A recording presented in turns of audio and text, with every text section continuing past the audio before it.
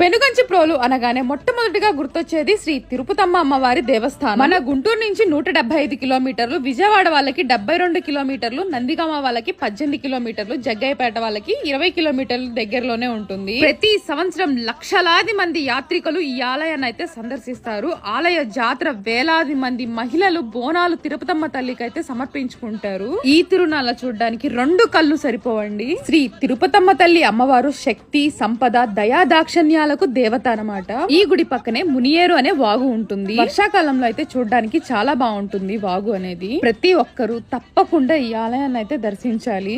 ఈ పెనుగంచి ప్రోల్లో ఒక నైట్ అయితే ఉన్నాం అనమాట. సో ఇక్కడ రూమ్స్ వచ్చేసి 24 అవర్స్ కి జస్ట్ 400 రూపీస్ మాత్రమే. సో గుడి దగ్గరలోనే తీసుకున్నాను. పెనుగంచి ప్రోల్లో ఉన్న తిరుపతమ్మ తల్లిని గ్రామ దేవతగా పరిగణిస్తారు. ఒక్క మాటలో చెప్పాలంటే చాలా శక్తివంతమైన ఆలయం అన్నమాట.